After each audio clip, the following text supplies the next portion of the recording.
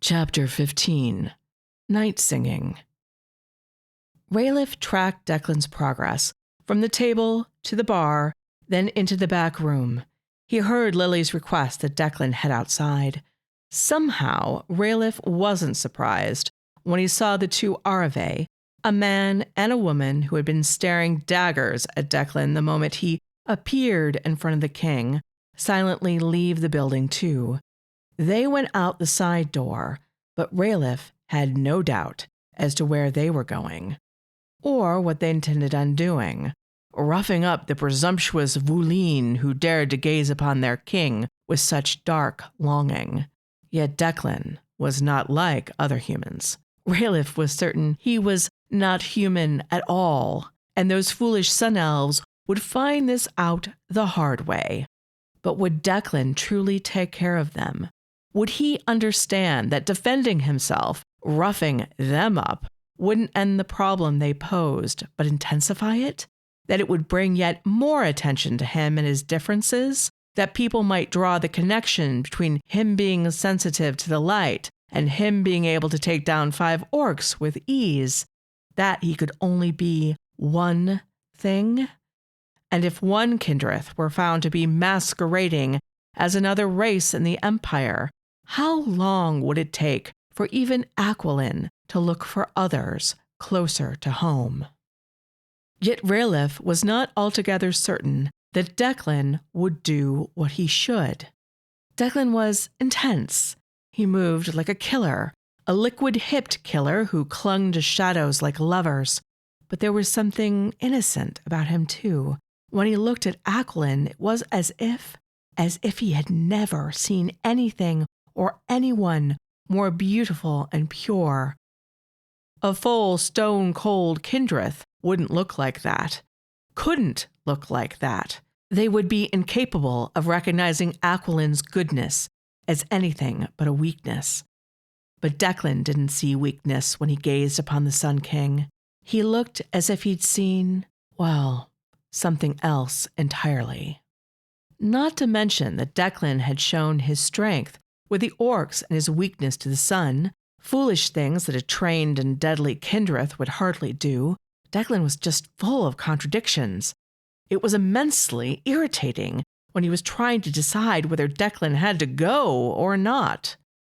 "Where are you off to, Raiff?" Aquilin asked, noticing that Raiff had risen from his chair.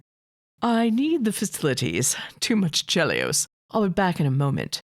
Raiff pressed a hand on Aquilin's nearest shoulder and gave it a companionable squeeze.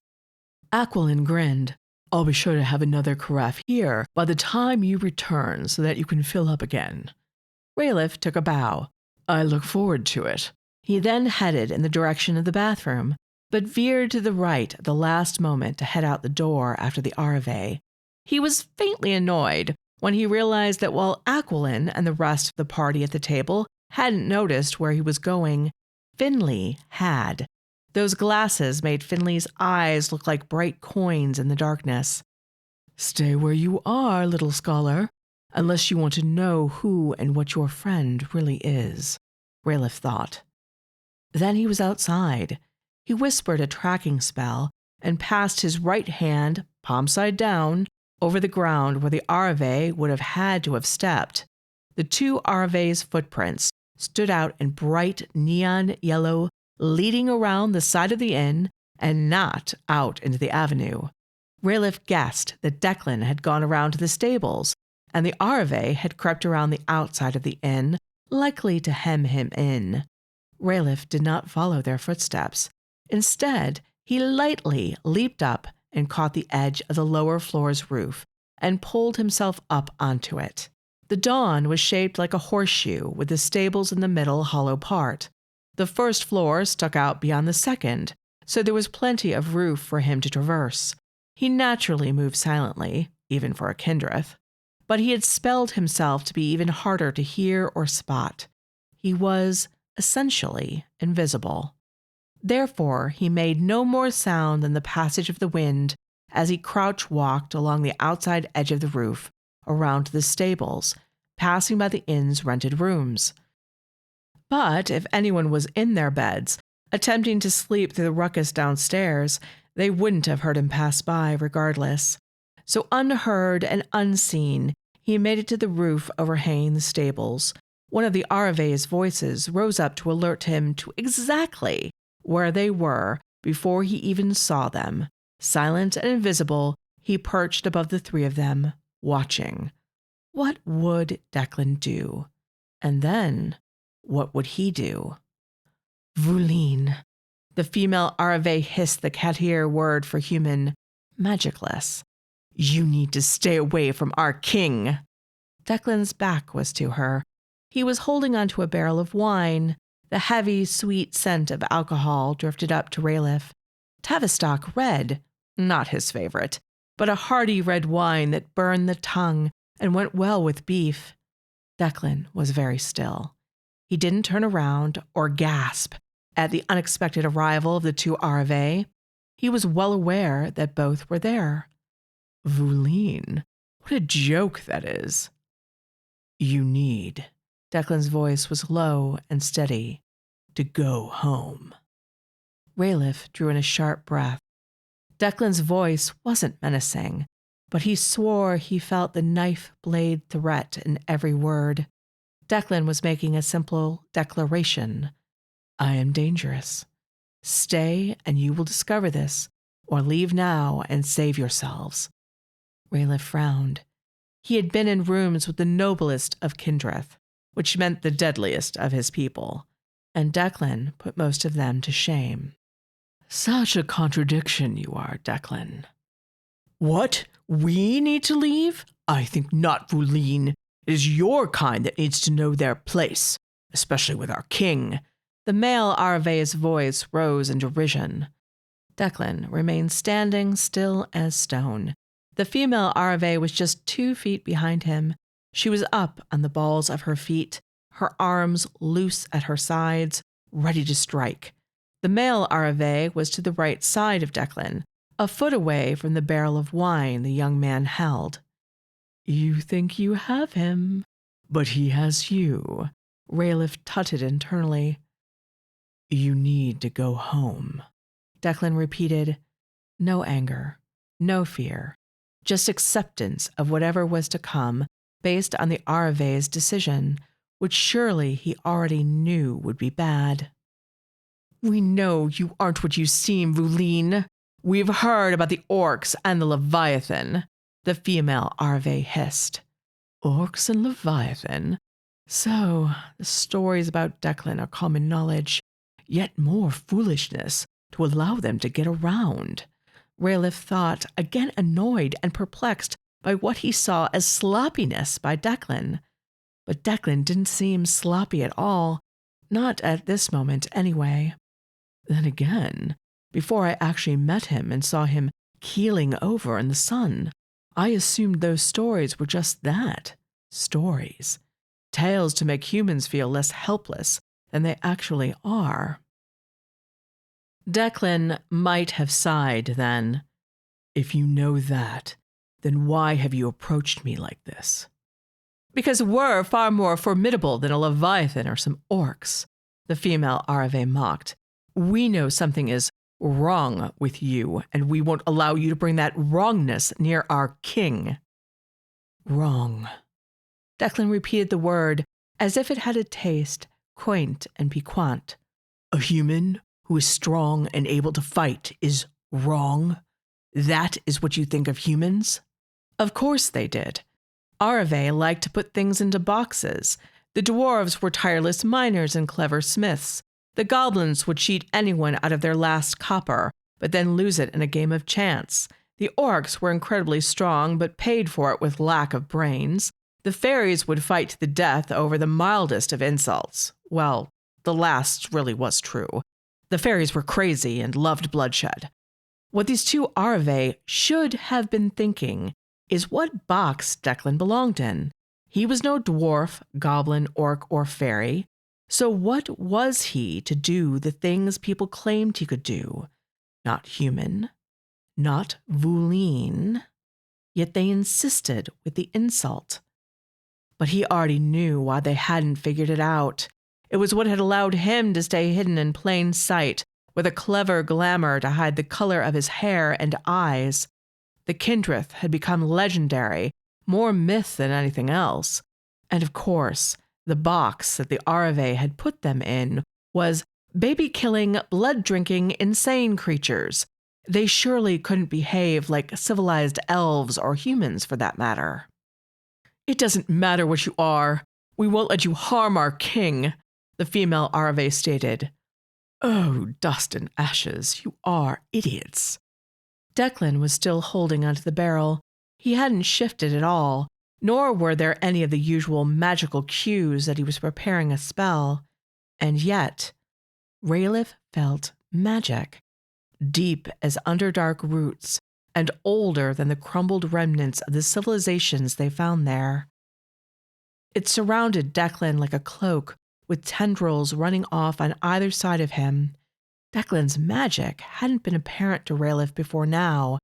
It was primal and familiar, and yet, who else could do this?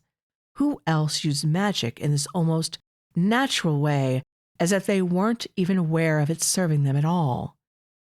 "I would never hurt King Aquilin," Declan finally answered. "We will not give you the chance," the male Arave growled. "I do not believe King Aquilin would want you to do this," Declan said, and that was very true. "You won't speak to our king. You won't touch him. You won't even look at him," the male Arave snarled. "We're going to give you just a taste of what you'll receive if you don't do as we say," the female Arave said. "This is a mistake." Declan sighed for definite this time. "You should go home." And Raiff wondered if he meant the Lyran plain. But would that be far enough away from Declan? He thought not. And then Declan moved. Declan shoved the barrel into the male Arave's chest and then brought it up to crack the elf under the chin. There was an oomph and painful clack as his teeth came together hard. The male Arave went down in a daze. Blood spurted from his mouth, likely from biting his tongue. At the same time, Declan swept his right leg back and took out the feet from under the female Arave. She toppled back onto her ass, unable to recover in time. Declan then brought his leg back around and clocked her hard, but not hard enough to kill or even seriously injure, across the cheek. Then Declan slammed the barrel of wine down on the male Arave's chest, pinning him in place, while he did the same with his right foot on the female. Both Arave were groaning, but went silent when Declan spoke. "You will never return to the dawn," Declan said calmly, not even breathing hard. Our king," the male Arave sounded half-strangled, "does not need the help of such dishonorable weaklings," Declan scoffed. Then there was a pause, and Declan's voice was soft and clear as he asked, "Does he, Lord Nerys?" Raiff froze. Declan hadn't turned his head to look up at where Raiff crouched. His magic should have kept him invisible. But then he saw them. A few tendrils of Declan's cloak of magic had touched him. Raiff hadn't even noticed. That was unnerving. Contradictions. Well, I'm outed now. Got to make the best of it. Make it seem I meant to be caught all along. Indeed, he does not, Raiff said, and lightly hopped down onto the ground between the two fallen Arave. He conjured a golden light mote and had it drift by each of the Arave's faces. You are both quite the mess. Serves you right, of course. We are protecting the king, the female Arave croaked out. You are being bullies and racists, as far as I can tell, Raiff stated flatly. It was true. Whatever he suspected of Declan, it was based on actual knowledge. These two idiots saw a human that wasn't what they expected a human to be, and they decided to stomp on him for it. Not the same thing at all. He's a danger, she coughed out. Had Declan increased the pressure on her chest with the boot? He could have easily snapped her neck. Declan should be snapping her neck. Was he not doing so because Raiff was there? Raiff looked up at his handsome, inscrutable face. No emotions to read there. "You know nothing about me," Declan said flatly, but he removed the foot from her chest and hoisted the barrel he'd been using to crush the male Arave over his shoulder. He was turning as if to go and leave Raiff alone with these two to question them. "Are you just leaving?" Raiff asked, blinking. "Lily needs help behind the bar." "This is your mess," Raiff protested. "It's you they want to talk to, not me," Declan answered simply.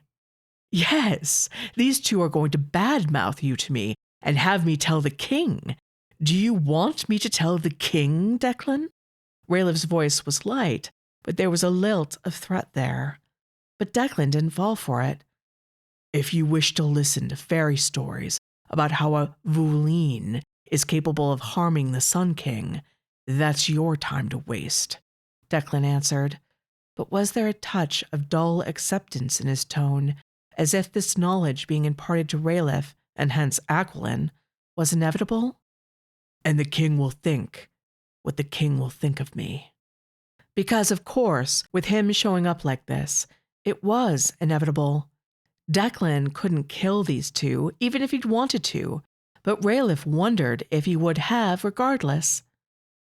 "Hold up a moment. I would talk with you, Declan, outside of the hubbub in the dawn," Raiff said, allowing some of the old Kindrith command come back into his voice. Declan stopped, but didn't turn around. The two Arave had gotten to their feet. Both were bleeding and bruised. There was a distinctly sullen quality to their silence. They'd been so eager to tell him about Declan's dangerousness to the king before, but now they clearly felt the wounds he had dealt them. "But first, I would hear what you two have to say. What is so objectionable about this young man you intended to beat him senseless?" Raiff demanded of the two Arave. The female Arave studied him from under her golden lashes.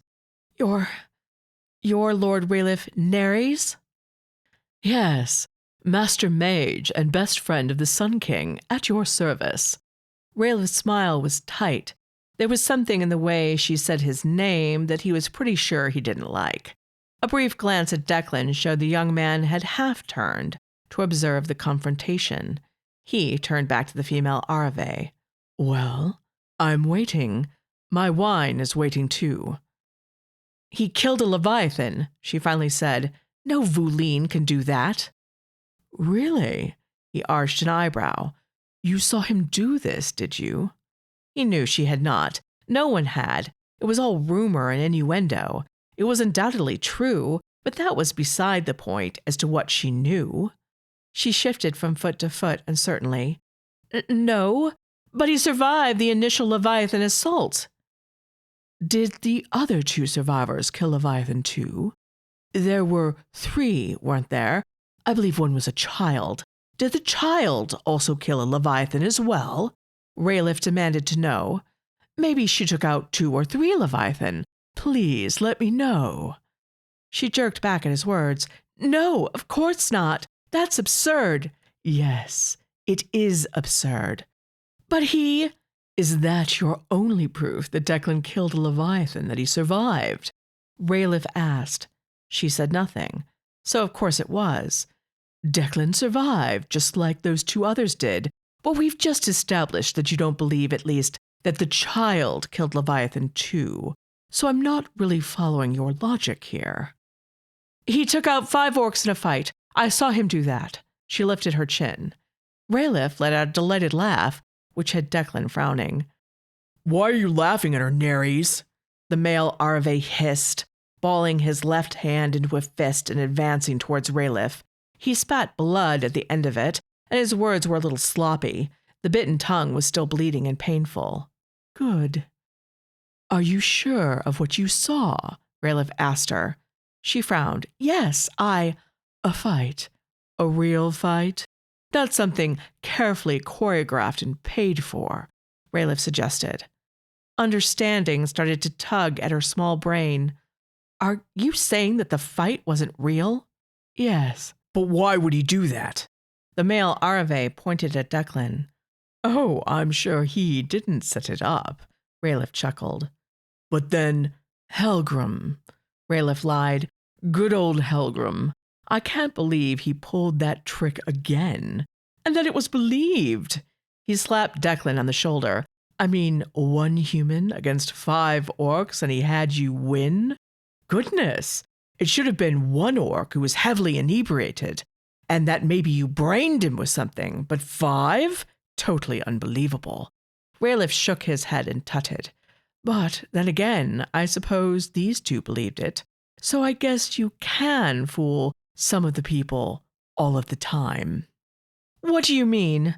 The female Arave snapped, her cheeks a hectic red of embarrassment. All of a sudden, her proof of Declan's specialness was crumbling before her eyes. Rayleigh let out another warm chuckle as he elaborated on the lie.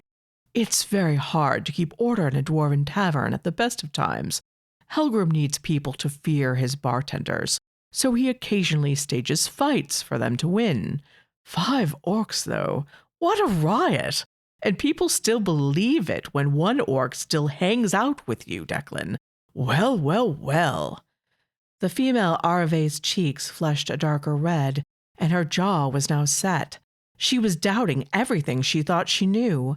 She felt like a fool, and her back was up, so she countered, But you saw what he did to us. He can fight. Yes, Rayleigh yawned. The 2 Arave exchanged looks and then glared at him simultaneously. He's 1 Vouline. He's a very skilled one, to be sure. I would expect no less for a bartender at the dawn. Rayleigh polished the nails of his right hand against his tunic. They were calling Declan a Vouline now without that extra sneer, which meant that they believed he was human. And the 2 of you, here he shrugged, well, I'm sure that fighting isn't your regular job. The female Arave lunged towards him, but her male counterpart stuck a hand out in front of her. That was the smartest thing he'd done that night. Rayleigh regarded them both with hooded eyes, though he was still smiling. We're trying to warn you about the king's safety. The male Arave ground out, clearly aggrieved. You're not taking this seriously. No, I'm not. Because it isn't serious. Rayleigh suddenly snapped. His good humor vanished. He was standing up tall instead of slouching. His eyes burned with anger. The 2 Arave actually cowered away from him. Declan fully turned to face him, quiet and unreadable. You have dishonored yourselves, and more importantly, the king, with your pathetic attempts to sneak up on a single young man and beat him in the dark. Rayleigh snarled. Declan doesn't need your protection. He doesn't need your concern. He needs people like you to get out of his sight and never step back into it. Do you understand? The 2 were definitely cowering now. His magic flowed out of him in cold waves. They took a few steps back, and then they turned on their heels and ran off into the forested area behind the dawn. Rayleigh waited until he was sure that they weren't going to double back, not yet anyways, before he let the magic go and turned to face Declan with a rather jaunty smile on his lips. That's handled. Rayleigh brushed his hands together. All in a good night's work. Well, aren't you going to thank me? For what? Declan asked flatly. They're certainly not going to darken the Dawn's door again. And more importantly, they aren't going to be telling anyone how you are not a Vouline. Rayleigh put extra emphasis on the Katir word. Declan stared at him without blinking. Why did you lie to them? Lie? I don't recall lying. Helgrim did not set up that fight with the orcs, Declan stated flatly. You know this. Do I know this? How can you be sure? Rayleigh countered. Did the young man not see what a gift he had just given him? You should hope I believe it. King Agwalin knows that I'm no threat to him, Declan said quietly. I have no intention of going anywhere near him. Except to bring him wine, stare at him longingly, have him— That was a mistake. Declan grimaced. You promised to take care of him before you left on this folly of a mission. Raiff narrowed his eyes. To bring him wine and food, like you said earlier. That's all. I'm a bartender. He's a king. How often will he come to the dawn? Declan sounded almost like he wanted Raiff to tell him lies. Elgrim is his good friend. I imagine he will come here often, Raiff said truthfully. And where did that leave him? This young man with the powerful magic was dangerous. But was he dangerous to Aquilin? No. But he could be dangerous to Raiff. Yet getting rid of Declan. He remembered the look in Aquilin's eyes, the affection, the fondness, the tenderness. If Declan meant an untimely end, Aquilin would not let that go. What if he just mysteriously disappeared? Aquilin would not let that go either. So death or disappearance were out. What did that leave? Maybe I'm just getting soft. Which means that you need to take better care to keep yourself, Raiff gestured to him generally, from drawing so much attention. No more orc fights, if you could help it. No more going out into the sun and collapsing.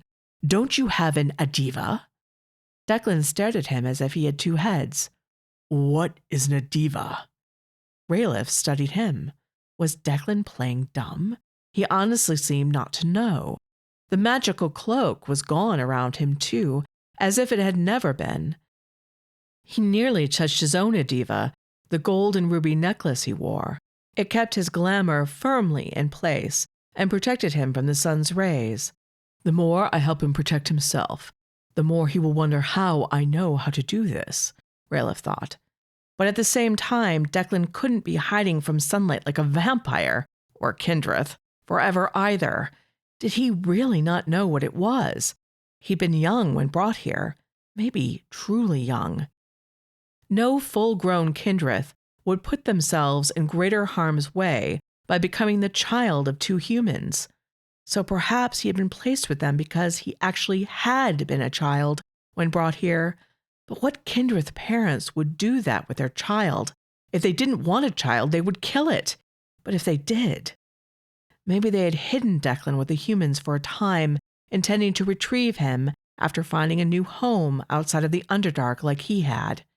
There must be a glamour on the young man, though he couldn't even sense it, which just showed how carefully done it had been. So someone had cared. Someone had wanted to keep Declan safe. But why hadn't they come back? For some reason he thought of Volray Volturus then, but the Blood Knight had no children as far as he was aware, though he had run the Venom Thorn. Could Declan be from there? An orphan of the Venom Thorn? It was all madness. Yet what if it was true? What if Declan had been left here as a child and he had no idea what he really was? Perhaps trauma or a spell had kept him like this. The people who should have come back for him hadn't because they couldn't. Again, Volray's very dead face floated in front of his mind's eye, and so Declan grew up thinking he was human until things started to fall apart as he grew older. That would mean Declan was completely clueless about himself, his powers, and the dangers he posed. I should really get rid of him regardless of Aquilin pining. A child like this? There's too much to teach him, and the more I say and do, the worse it will get for me. But lament lay dormant on his thigh. His magic remained at a low ebb. I really am getting soft. You do know that the sun weakens you. It could actually kill you given time, don't you? Raiff asked carefully. How do you know that? Declan's nostrils flared, not with anger, but with alarm. I saw you outside, remember? Yes, but the sun can't do that to a human. No, it can't. That sentence just lay between them like a block of ice. Neither of them addressed it. You need an Adiva. I assume because you don't know what that is, that you don't have one and don't know how to make one? Raiff asked. But Declan got no further words out. His head snapped towards the forest in the direction of where the two Arave had run off. Surely they had not decided to return so quickly. But Raiff didn't think so. Declan was staring out into the darkness with the intensity of a pointer dog. Raiff spun around fully towards the forest. He felt nothing, even as he allowed his magical senses to flow outwards. But then he realized that the night insects had stopped singing. The world was silent. Do you see him? Declan whispered. Him? Raiff asked, his eyes frantically searching the light and shadowy patches between the trees. He has antlers in his hair, Declan murmured. a crown of them. Raiff opened his lips, about to say that Declan clearly was thinking of the song, The Forever Hunt, and had antlers on the brain. But then he saw the man too. Just a silhouette of him with a massive antler crown. Just for a moment, passing between two trees, gliding. And then he was gone. Declan started towards the woods, but Raiff clamped a hand down on his nearest forearm. Declan's head snapped towards him. No, Raiff said. There's someone out there. Not anymore. The insects are singing, Raiff said, even as he pulled his magic in so tight against himself that it might have become physical armor if he'd wished it. But the insects were singing. The night had returned to normal. Had it ever been anything else? Then why are you still afraid if he is no longer there? Declan demanded. Raiff dragged his gaze back to Declan. Whatever he was going to say, and what had he been thinking of, was lost as Finley and Snaglack suddenly burst out of the back door. Declan! Oh, and you, Finley said, his mouth puckering as he noticed Raiff. What's going on? Lily was worried about you, and I think the king was too. The last was an afterthought, as if Aquilin could ever be an afterthought. Let's go inside, Declan said, not lying to his best friend, but clearly redirecting him. Want me to carry the barrel, Declan? I can carry lots of wine, Snaglack offered eagerly. And you can drink lots of wine too, can't you, big guy? Declan smiled. I've got it. Let's go in. Not that Raiff disagreed with that sentiment. The night was fine and beautiful. They were in Tyrael. The war was over. The night insects were singing. But inside, the dawn was infinitely better. Infinitely. He and Finley were the last to go in, his gaze still moving over the woods, looking for an antler crown. So this chapter marks the end of book 1 of The Night Prince. If you buy it in ebook or print, it covers chapters 1 through 15, as well as the audiobook. I tend to break up my serials in 15 chapter increments because it's not intimidating for those of us with less and less time to read. It's a bit more than 200 print pages. It makes a beautiful size hardcover. It's just lovely. And as I've mentioned, there is so much more to the story. I'm still writing at least 4 chapters every month on raithrain.com for The Night Prince, oftentimes 5. And we're around, oh my God, I don't even know what chapter we're on right now. By the time you're reading this, we've got like at least over 100 chapters on the site. And we've probably got over 100 audio chapters on the site. The same ones that you're listening to now, except when we get into the sexy times or more things that maybe YouTube and stuff won't like, we're going to have to cut those out. So it's just like everything else with YouTube. It's got to be Disney safe, right? But if you'd like to read or listen ahead, I have books available on my own shop and on Amazon. You can also join raithrain.com, where I update at least 3 or 4 different stories with 4 chapters each month. That's 12 total. We have a big tutorial about the membership. I'll link to that and the shop in the notes. Your support, whether you are simply listening, liking, subscribing, sharing, and commenting, or you're also able to purchase, something from our shop or join the membership, is just a huge, incredible thing that you're doing. I really and truly can't tell you how much it means to me. It's just a joy. keeps me going. Writing is often a solitary pursuit, and this way I get to feel like I'm not alone doing it. It's like I'm just, around the campfire telling you guys a story and hearing your feedback in real time. So again, thank you so much. I do hope you check out chapter 16 that's coming up. Yeah, we're going to keep going. Let me know what you're thinking, and please like, subscribe, and comment. Thank you.